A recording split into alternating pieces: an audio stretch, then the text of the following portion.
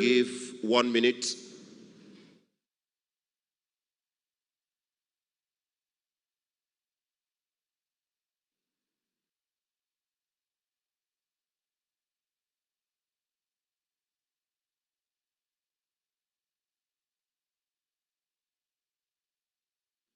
Let me acknowledge respectfully the Deputy Governor of Akwa Ibom State, who has also joined us here, Distinguished Senator Dr. Mrs. Akone Yarayi. We celebrate you. The Director General of Campaigns, Chief Asam, Senior Advocate of Nigeria, we welcome you.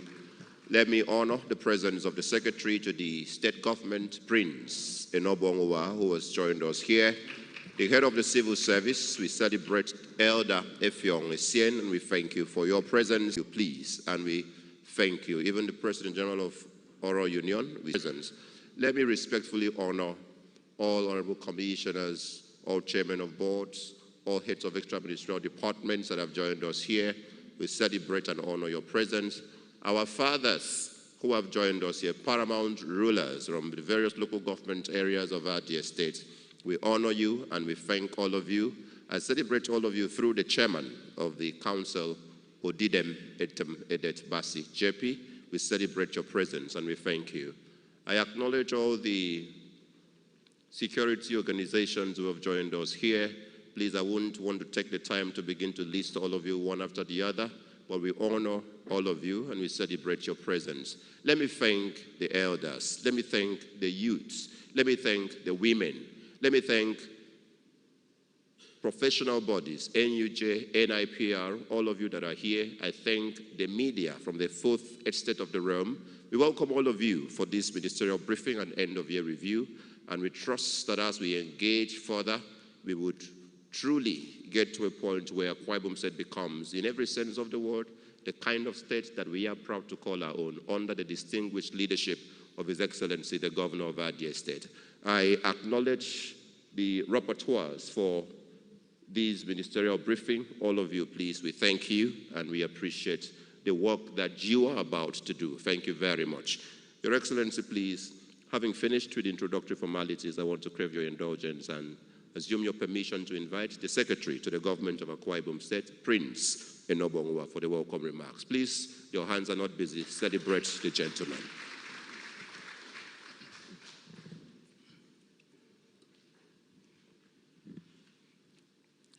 Your Excellency, our leader, Pastor Omo Eno, Governor of Akwa Ibom State, Your Excellency, the Deputy Governor, the Coordinator of the Office of the First Lady, our party chairman, distinguished Ambassador Sam, the Head of Service, Economic Advisor, my colleagues in the State Executive Council, our leaders, the paramount rulers, and stakeholders of our government.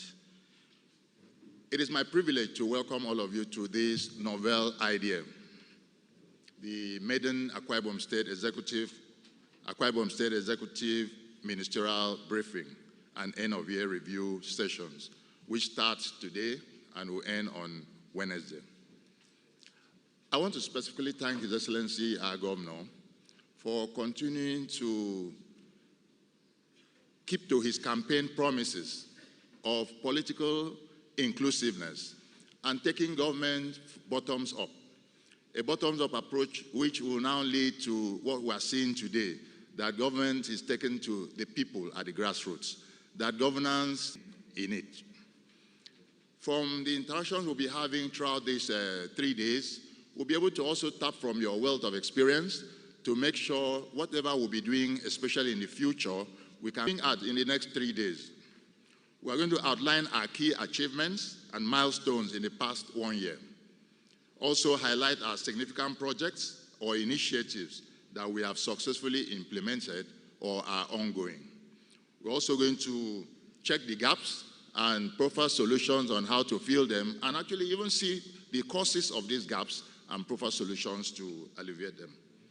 Also, we intend to outline our key targets and objectives for next year in alignment with our budget 2025. We also will detail our anticipated milestones and results expected to be achieved.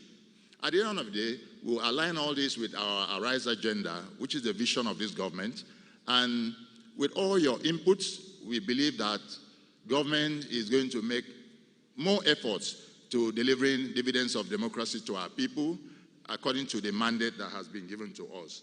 Once again, I'd like to welcome all of you to this epoch-making event. You're welcome.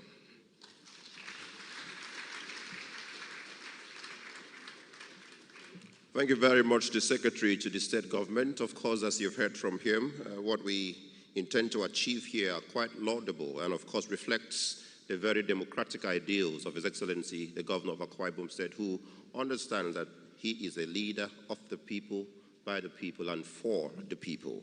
Your Excellency, the next item on our agenda for today would be for us to receive what we have carefully described as a teaser, some mind and brain opener to set the tone and allow us to have a very robust conversation in this event today. And the gentleman who I'm about to invite knows his onion. He understands the subject. He's a professor. And I want to invite him to be speaking to us on communicating development narratives in a challenging economy, focus on the tension between change and continuity. Please can we put our hands together as we welcome Professor Obong Umor for the teaser for this morning. Keep celebrating him, keep celebrating him, keep celebrating him. Dynamic gentleman, young and very resourceful, and that's the kind of mind we want to pick from to set the tone for our engagements. The Prof, please, welcome.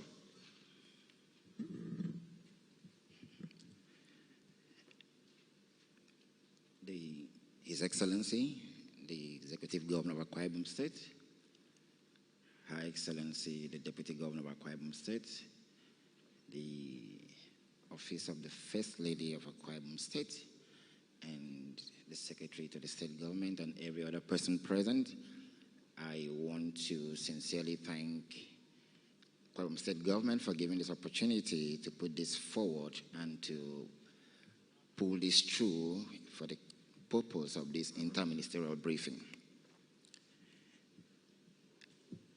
I'm speaking on communicating development, and we look at the tension between continuity and change.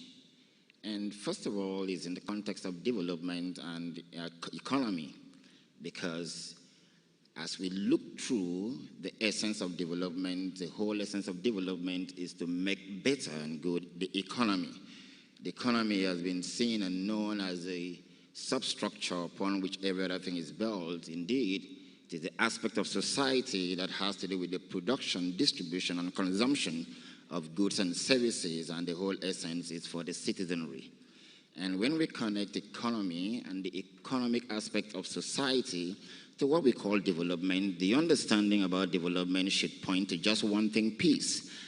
In the context of development, I think Robert McNamara in 1966 had made it very, very clear that security is development, and without security there can be no development. He was able to establish the relationship between development and security, pointing to development purely as security and security purely as development.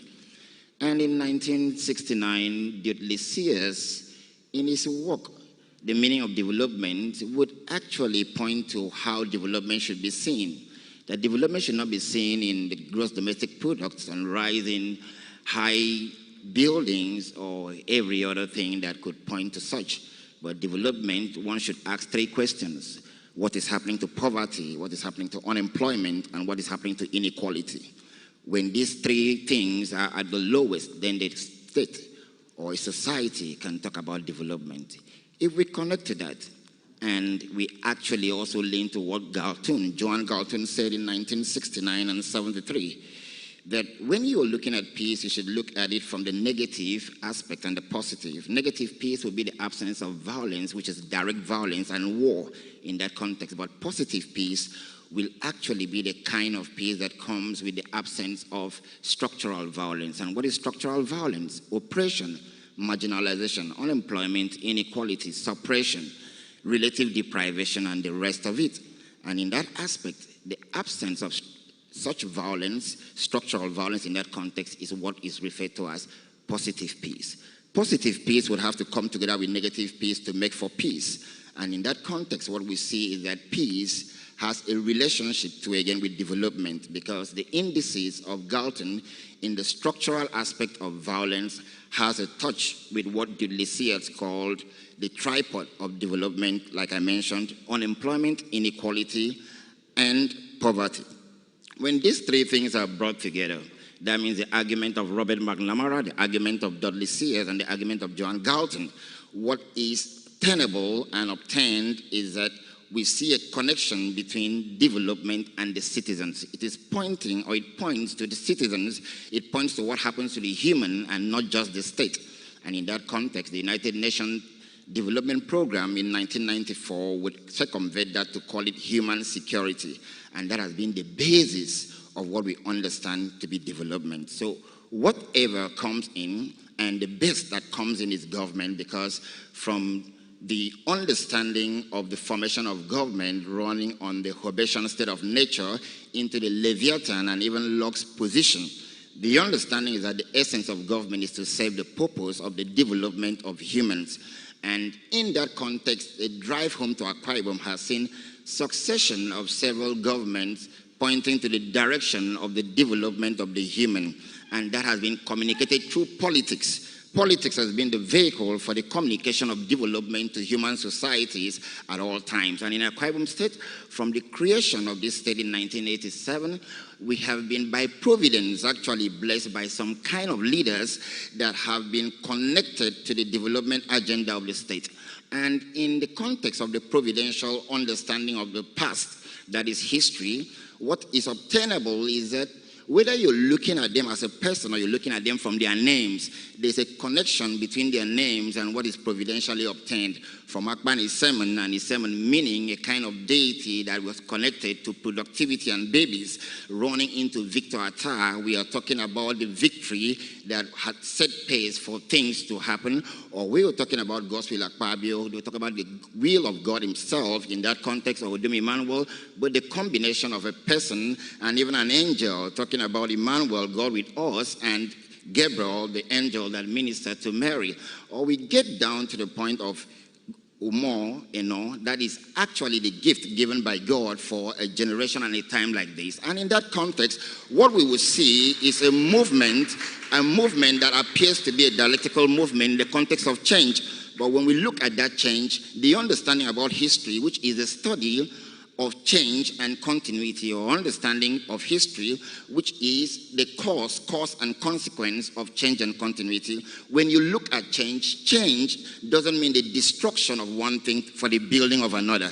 It is the building of one thing upon another. So in that context, inside change, you have continuity. So we talk about change and continuity. And if you look at continuity, there are aspects of changes inside continuity, and we talk about continuity and change. So we mean that continuity and change. Change goes with continuity, and continuity goes with change. Change is for continuity, and continuity is for change. And in all, change is continuity, and continuity is change. If we look at that in the progression of development cycles in Akwa Ibom State, what you'll understand is the trajectory or the dialectics of change and continuity, continuity and change, change in continuity, continuity in change, change with continuity, continuity with change, and change is continuity, and continuity is change. So whether you're running to the military administrators, you're running to the civilian governors, or you're running up to the present that we are looking at, the present and the past are conjoined and coalesced in the changes that have actually bettered continuities and the continuities that have been able to embody change in that context. And if we turn upon that, it puts it straight to it that it is directing us to a point where we should be able to resolve contradictions for the purpose of progress. So politics and governance is not for the making up of citizenry towards poverty, but the making up of citizenry to reduce the focal point that Dudley has talked about, unemployment, inequality, and poverty, or connect again to the issue of security. And security in that context is nothing more than development. Security in that context is nothing more than the development of the human being, the development of the human mind, the development of the welfare of citizens towards the projection of the best that they can do for their state. When we bring this together, we don't actually have peace and security. What we have is peace, and that peace actually means security, and security connects to development. So in the end of it, what we see is the relationship between change and continuity to bring forth a society that can be better professed, better stable, and made possible by what we call the Arise Agenda. The Arise Agenda is one of the best security documents and blueprint that has been placed for us. No wonder the National Defense College a few months ago sent in the 33 regular course to come and study how the Arise Agenda has been used to provide security, welfare, and development for the citizens, and that has been the basis that we can export this development to other places, because until development is exported to other places, it cannot be raised to the point that we call civilization. Civilization is the culture of an environment raised to a point for export, and actually Akwa Ibom State has reached a point where its development potentials can be used for the development of other places to make them project the same capacity. And in that context, we are looking at changes that have brought about continuities and continuities that have brought about change, and the coalescing of that in a contradiction that makes the state safe, peace, and secured. Thank you very much, Your Excellency, everyone.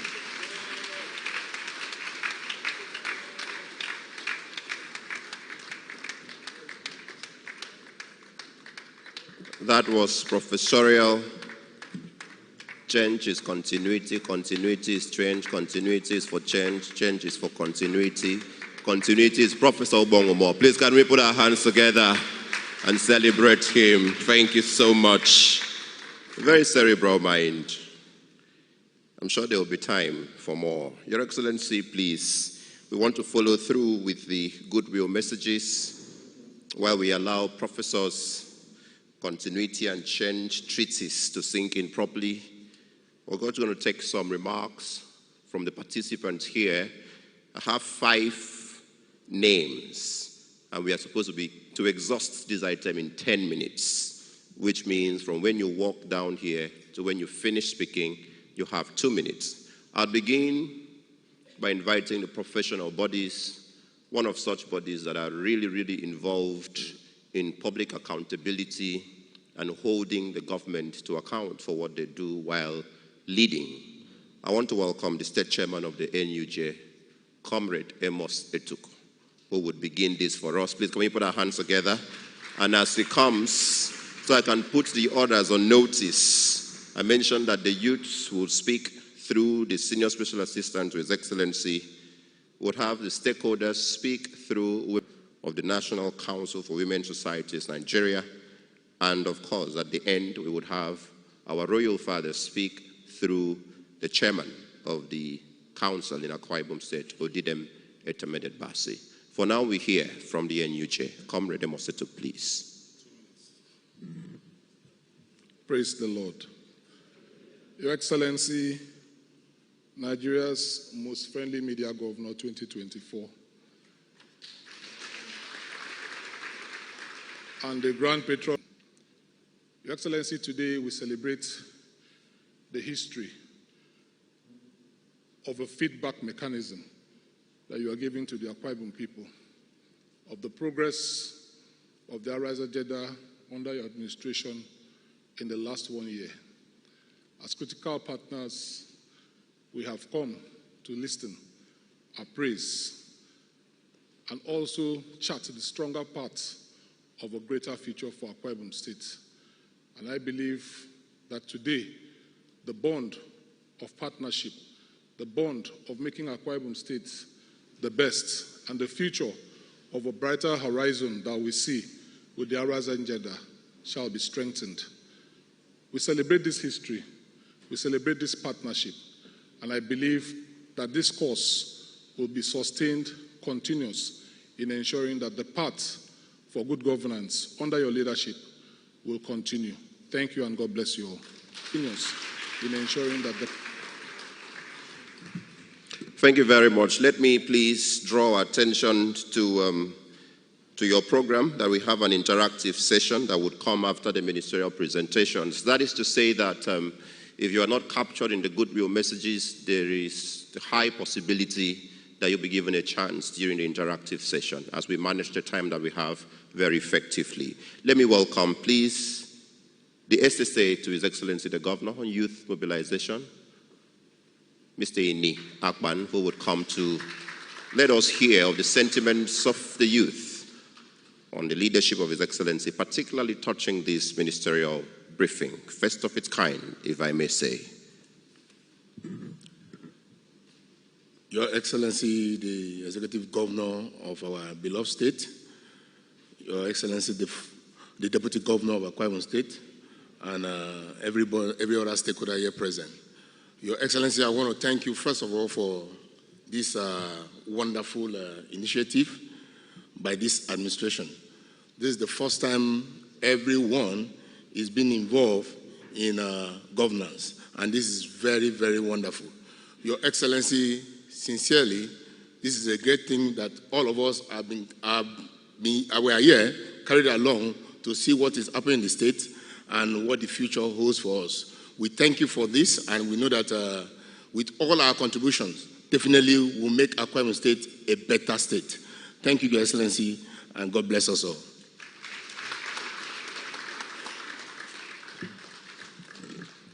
From my study of leadership, I know that being carried along can score a leader even more than all the good things the leader may have done. Because when the people are part of the process, they own it and they work with the leader. Let me welcome the State PRO of the National Council of Women's Societies, Nigeria, Mrs. Nyong Emmanuel Emma, who would take the moment. Please, after that, we will be hearing from Owemedi Monwoko, Senior Advocate of Nigeria, for the stakeholders. After the women comes the men, so you can give them the needed backup. Can we put our hands together and celebrate her, please? Thank you. Thank you.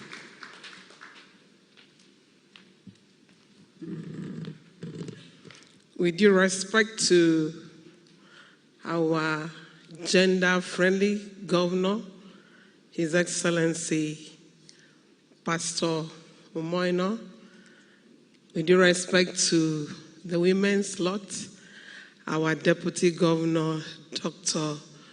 Senator Mrs. Akune, I beg to stand on the already established protocol.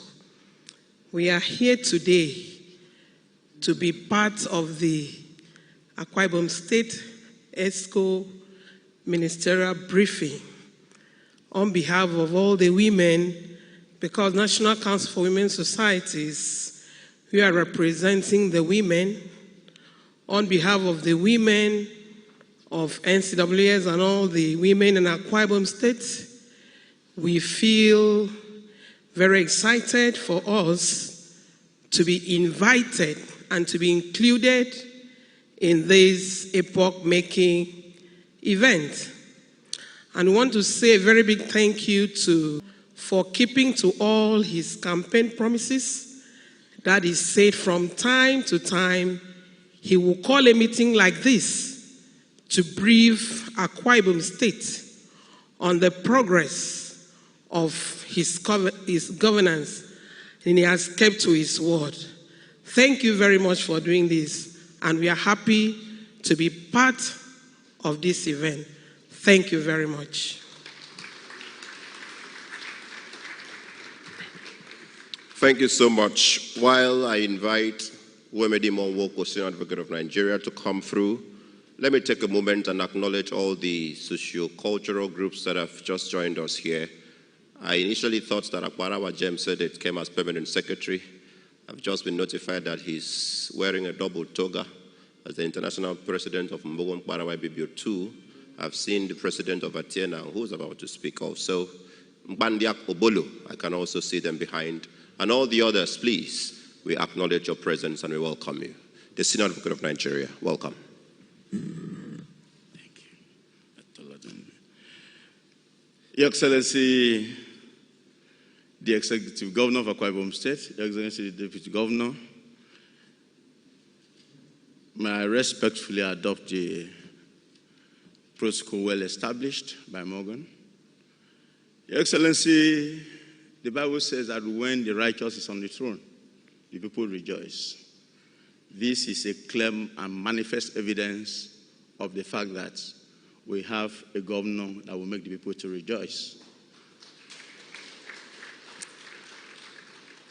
Your Excellency, I speak on behalf of the stakeholders. And the stakeholders are the people that went with you around the streets of Akwa Ibom State in 2022 and 2023, trying to market an unknown product as at that time. Your Excellency, we were taking the risk because you were brought by God. You were not exactly the product that we politicians were expecting. But the then governor said God will show him a man, and he will bring that man to us. So you were a product of God, which man did not know. And so we entered the streets marketing you. Today we are proud that we marketed you.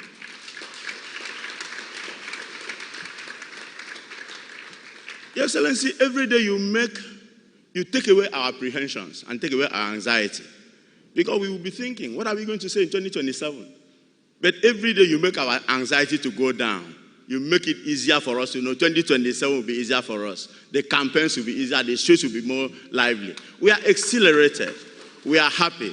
We are rejoicing that God brought somebody like you to come and take over the mantle of leadership. This is creativity in transparency. The fact that you can bring the government to come and sit down and talk to us and brief us on what has been happening in the last 1 year plus. Your Excellency makes us very happy. And I don't want to speak too much grammar. Your Excellency, we are happy that you are doing this, and we are happy that you are our candidate. Your Excellency, we are happy that 2027 will be easier for us. Thank you, and God bless you, sir. Thank you so much. Keyword, creativity in transparency. Your Excellency, when he says he doesn't want to speak more grammar, he meant he didn't want to put any Latin maxim. Because the next thing you would have started hearing, nemo dat quote non abet, that you couldn't give what you don't have. But His Excellency has simplicity, he has transparency, so he's just giving it. It's the natural matter for him. The last speaker in this series, let me welcome the chairman of the Akwa Ibom State Traditional Rulers Council, Odidem, Edem, Edet, Basi, JP. Please can we celebrate her royalty as he comes. And let me again emphasize, as I had mentioned, this is the first tranche. There will be more, all of us. Can we put our hands together and celebrate him one more time? His Excellency, the Governor of Akwa Ibom State, Pastor Umoino, the Deputy Governor of Akwa Ibom State, Dr. Mrs. Akoneyari, the Coordinator of the First Lady, our traditional rulers. Let me start by thanking the Governor for today. We are talking about continuity. Let me start with Akpan Isemen, His Excellency, the late Akpan Isemen, that says Akwa Ibom has come. Akwa Ibom will not entertain any Etogotok syndrome. And since you came on board, the Governor, he initiated, in fact, the late wife initiated what we call the golden era, meaning that we are moving. And what you've been able to do, I have not seen this side of the Etogotok syndrome. It's always big, big, big. So I salute you for that. When you brought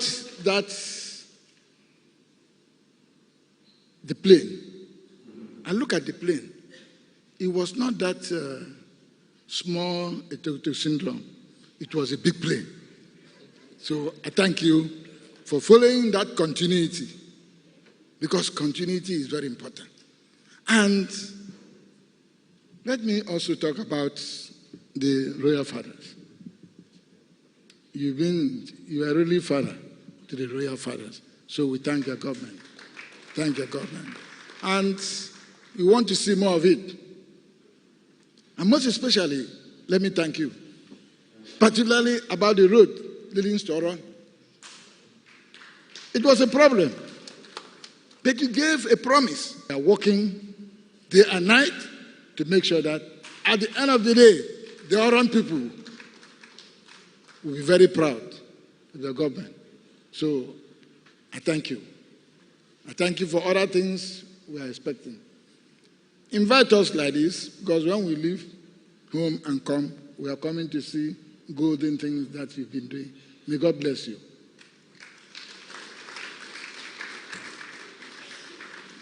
Please, can we celebrate our father some more, appreciating His Excellency the Governor there for continuing, not from the immediate past administration, but he has gone as far as. I don't know how many of us realize that we just needed to move from Dakada to Arise, which is an intentional way of internationalizing the Dakada agenda. We're not just Dakadaing in a local dialect.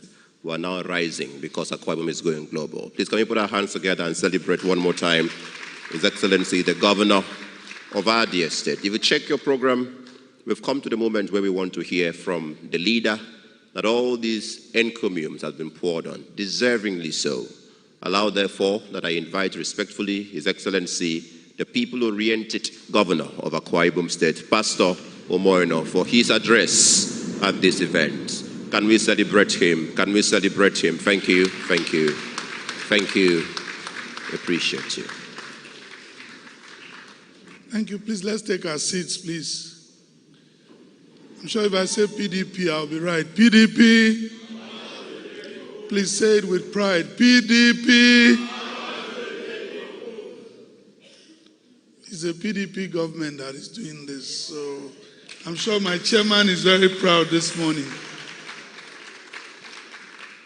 Your Excellency, the Deputy Governor of our state, distinguished Senator Akoneyai, and as they now say, PhD.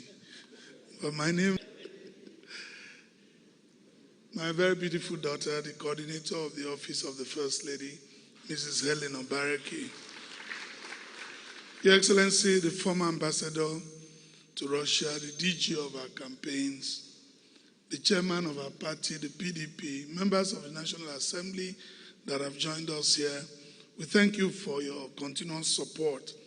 The Secretary to Government, Head of the Civil Service, the Executive Assistant and Chief Delivery Advisor to the Governor, Honorable Commissioners, Honorary Special Advisors, the wife of the former Governor of our state, the chairman of the TRC, our father, and other paramount rulers that have joined us here, we thank you. Chairman of boards and commissions, permanent secretaries, heads of extra-ministerial departments, senior citizens, resource persons, captains of industries, chairmen of local government areas, PROs of security agencies and for professional bodies, women, youths, men, president and members of sociocultural groups that are here with us, our rapporteurs, participants, students, members of the Fourth Estate of the Realm, ladies and gentlemen. Let me start by wishing all of us a Merry Christmas and a Happy New Year in advance. It was Socrates that propounded a theory that the unexamined life is not worth living. Therefore means that at every point in time we must take a pause to do self-examination, critical thinking that will essentially help us to consolidate. And I believe that's what we are here to do in the words of Socrates. 18 months ago, through the leadership of God, like San said, and through the instrumentality of my predecessor, my political father, Deacon Odom Gabriel Emmanuel, and indeed Akwa Ibomites generally, we came into office in an overwhelming victory. 18 months after, I believe it is time we should sit together and look critically at what we have been able to achieve as a government in the last 18 months. We are here these 3 days to take stock, to see the things we've done right, and to consolidate on them, to see the things we should do right, and to learn to do them right. Our government is not flawless, far from it, but we've put ourselves forward to give account of our stewardship, to be able to say to the Akwa Ibom people, represented by these stakeholders that went around with us everywhere to campaign, to say to you this is the job you gave to us. This is how far we have gone. We still have 2.5 years to make amends if we have not gone the right path. And if we have gone the right path, we have 2.5 years to consolidate on the things we have done. We, in our own manner, have tried to keep to the Arise agenda, and we have, at every step, measured our actions in line with the blueprint that we presented to the Acquire. So this ministerial briefing is work for us. As a matter of fact, it's an enlarged executive council meeting where we bring our stakeholders, where we'll be hearing from our leaders, our members of the executive team, because a man cannot run alone. I have my first 11, and each of us will be staying to say the things that we have accomplished. It's not really an examination, rather is it a scorecard, but it's an opportunity for us as a government, like I've said, to learn. I'd make bold to say that we have done well from our own assessment, but it is left for you, the critical stakeholders, to help us. And that's why we've put ourselves forth to discuss and share with you so that you can understand. You can also speak boldly out there. You can be proud if we've done the right things. And to also say that we are not, as a government, afraid of criticism. Far from it. We welcome constructive criticism. What I believe should happen is we need to engage the Akwa Ibom people. We need to listen to them some more. We need to, and they need to tell us. But when criticism becomes that's condemning, then it becomes a problem. It wears down leadership, because in every person there are the good and the bad side. So I believe that if we extol the good virtues, and then we can have the right, therefore, to talk about the weak side, and we can learn. We've done everything we can to run a people-centric governance. We have tried to be accountable. We have tried to show transparency. We have brought to bear prudency in managing of our state resources to inspire faith, ownership, and trust in governance as a force for good. We have, in the last 18 months, concentrated on those things that will help our people. We have, as much as possible, run away from things that will not make us create value for our people. And this gathering today is a prelude of what will be happening next year, because from February we'll be holding town hall meetings twice a month in each of the federal constituencies. And that is what we want to do, to get to meet our people, listen to them, understand what their issues are, and that will help us early enough to formulate the 2026 budget. So this is just like a prelude to our people. Like I've said before, we don't claim to be the sole repository of knowledge or wisdom. We are a listening government, where the spirit of inclusivity of thoughts and ideas will help us to serve our people better. I'd like to use this opportunity to address some rather very unfounded narrative concerning the manner of fund disbursement and public funds for that matter.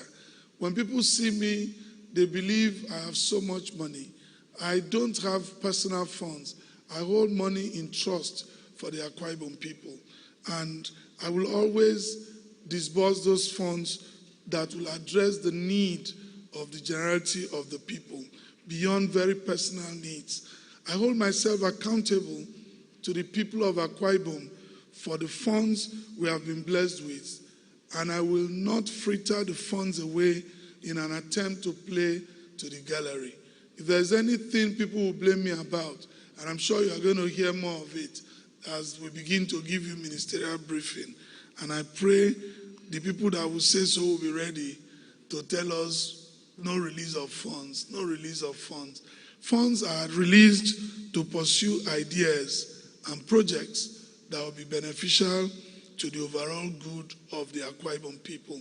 And that's why in the 2025 budget, which we have christened the budget of consolidation, you find out that 2/3 of our budget is for capital expenditure. 1/3 is for recurrent expenditure. And that is to signpost the fact that we believe we must develop infrastructure for our people. We must invest in our people and in the state for a long-term benefit. A lot of people have asked me, why are there no industries? But I never told anybody in my campaign that I'll bring industries. I'm not sure anywhere I said so. I like to be corrected. Industries are folding up and leaving because the environment is not conducive. You need to know the number of industries that have left the shores of our state, of our country.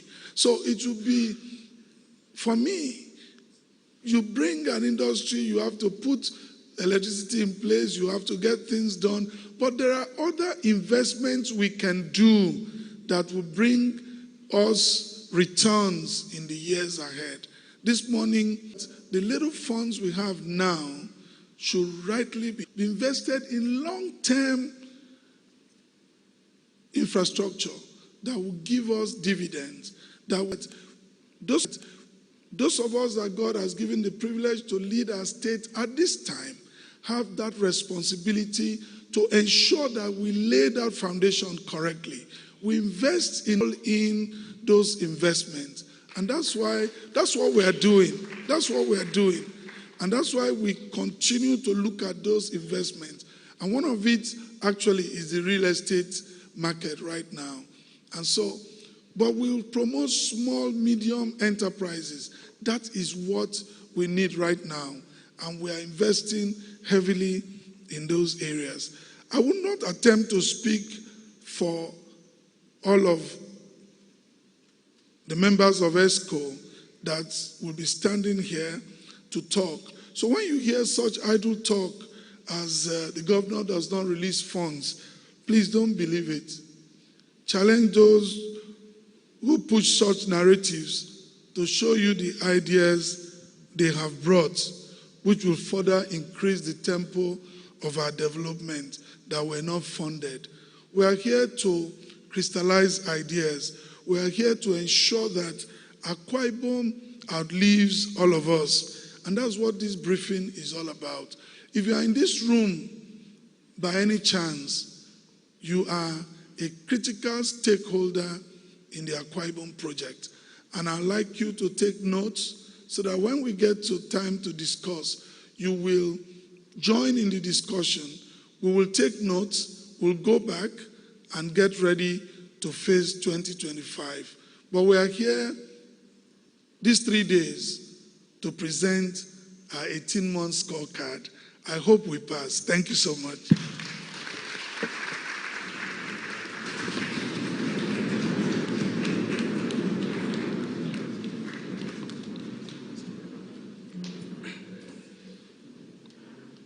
Thank you very much, Your Excellency. Please, we can be seated. Those who are to make their presentations today already know themselves as listed on the program, and we're going to go into that right this moment. So the multimedia team, Ubong, you're ready for the project.